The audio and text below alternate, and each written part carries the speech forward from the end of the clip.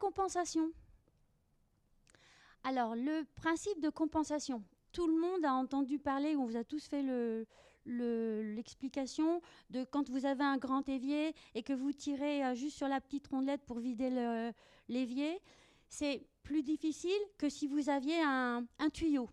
Là, ce que j'ai dessiné sur ce qui est représenté sur ce dessin.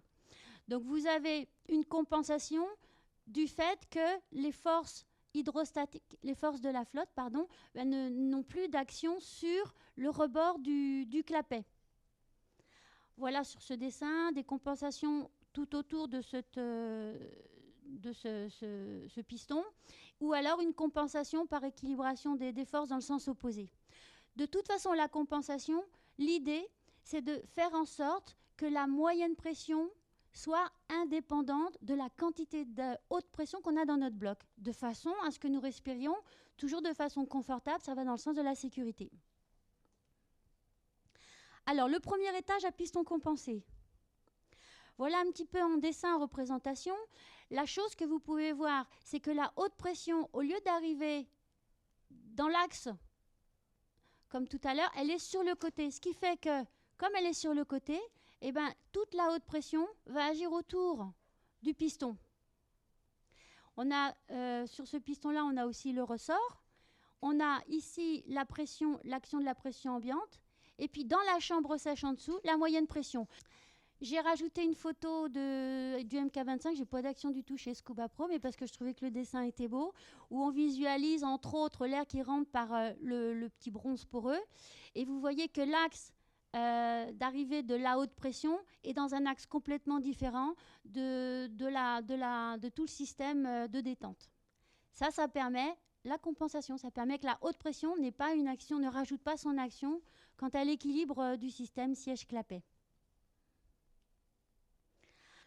Donc l'équilibre des forces montre bien que seulement la moyenne pression vient contrer le ressort et la pression ambiante. La haute pression n'interfère pas. Donc ça, c'est déjà plus cool pour les plongeurs. Voilà un modèle éclaté d'un premier étage à piston compensé. Si vous voulez, je vous propose de vous faire un petit démontage en direct d'un piston compensé par rapport à un piston non compensé. Alors, voilà ici les modèles éclatés. Ici, nous avons un premier étage à piston non compensé. Donc là, vous voyez, tout est dans le même axe.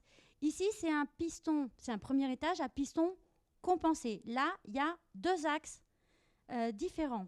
Je vous propose de vous montrer ce système-là. J'essaie de ne pas mettre mes doigts dessus.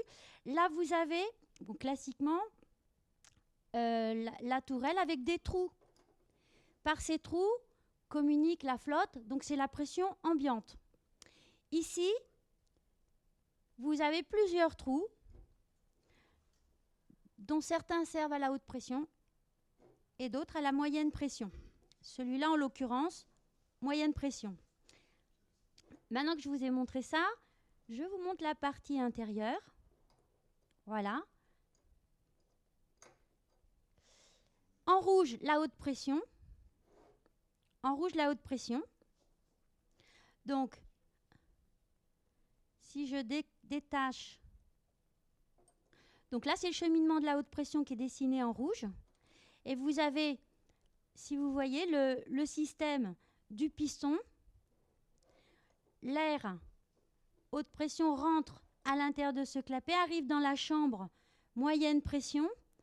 Il y a le ressort qui vient agir. Voilà ce qui se passe donc dans le premier étage non compensé. Maintenant, nous allons regarder le premier étage à piston compensé. Alors, le trou, c'est la pression de l'environnement. Quand on est dans l'eau, donc c'est la pression hydrostatique, qui est donc signifie que là, il y a la chambre humide, où agit la pression ambiante, donc la pression hydrostatique. Tout au fond, à l'intérieur, dessiné en jaune, c'est la chambre sèche de moyenne pression, qui est en fait isolée grâce au clapet. Il y a un joint autour du clapet qui permet l'étanchéité. Alors, nous avons l'action du ressort le long de ce piston. J'ouvre le système. Ah oui, avant d'ouvrir, ici vous avez une petite vis. Sur cette petite vis, c'est de la haute pression qui va sortir directement. C'est-à-dire, c'est pour brancher un manomètre. Ici, il y a une autre vis sur ce détendeur-là. Cette vis permet un réglage de la moyenne pression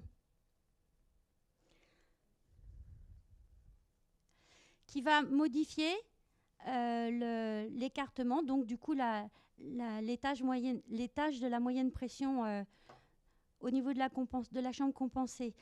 J'essaye de vous montrer l'emboîtement.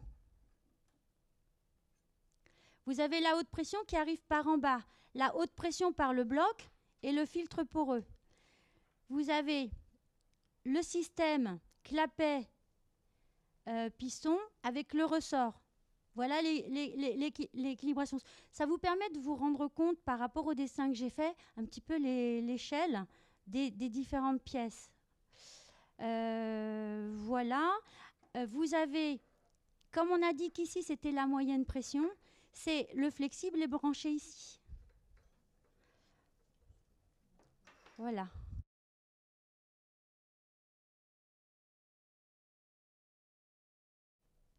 Ainsi donc, la chambre sèche moyenne pression avec la chambre humide dans laquelle la pression ambiante se rajoute, le ressort qui permet d'ouvrir le système tant qu'il n'y a pas les 8 à 10 bars, le système clapet piston, la petite vis de réglage pour pouvoir influencer sur la moyenne pression. Et puis voilà. Puis je vous ai dit qu'ici, il y avait une sortie que l'on choisit pour le manomètre. On retrouve... Ouais.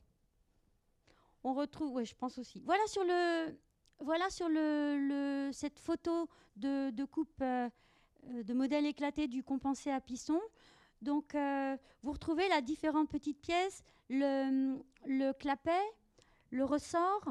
Vous avez différents joints. Oui, toutes ces pièces-là, ce seront des pièces qui vont être changées quand vous ferez réviser votre détendeur en fonction des différentes usures. On verra tout à l'heure.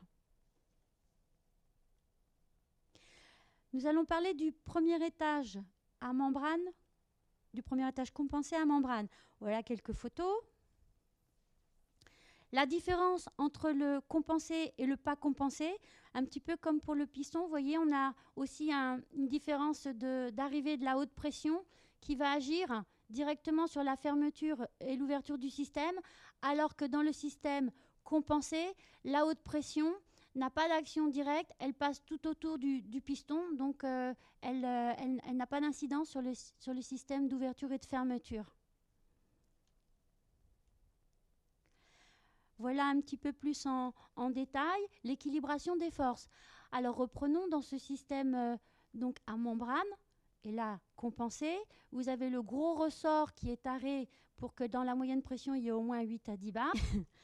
Alors dans ce dessin de premier étage compensé à membrane, vous avez le ressort donc, qui est taré d'usine de façon à ce que dans la moyenne pression on ait au moins 8 à 10 bars. Ici la chambre sèche de pression intermédiaire, moyenne pression. Ici, la chambre haute pression, qui a elle aussi un petit ressort de façon à garder le piston un peu ouvert. Et vous avez une communication de la chambre sèche, vous voyez, de part et d'autre du système piston. C'est ça qui permet la compensation. Donc, vous voyez ici, chambre sèche, et ça communique par l'intermédiaire du piston. Ce qui fait que quand la haute pression arrive comme ça sur le côté, elle a une action tout autour et elle n'influence pas sur la fermeture ou l'ouverture du système. Donc vous voyez les forces en présence. La pression ambiante, donc la flotte, plus le ressort, sont là pour ouvrir le piston, pour ouvrir le système. Et puis la moyenne pression et le petit ressort sont là pour le fermer. Voilà le bilan des forces. La haute pression n'interfère pas. Voilà une autre photo où vous avez un premier étage compensé, un premier étage à membrane compensé. Donc vous voyez les différentes pièces. Alors selon les uns et les autres, c'est un avantage ou un inconvénient. Il y a peut-être un petit peu plus de pièces dans ce système-là. Voilà, vous avez la membrane, les différents ressorts. Je vous laisse regarder les photos et puis analyser de vous-même.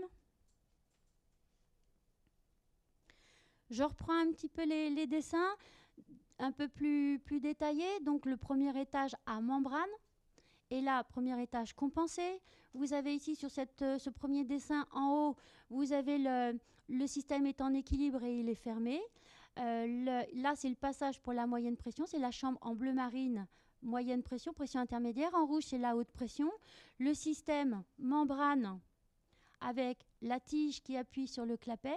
Et vous voyez qu'entre au niveau de la membrane ou tout autour, vous avez possibilité que le système de fermeture-ouverture ne soit pas en relation directe avec la haute pression.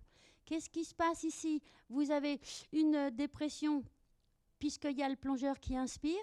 Du coup, la pression diminue ici, la moyenne pression s'en va.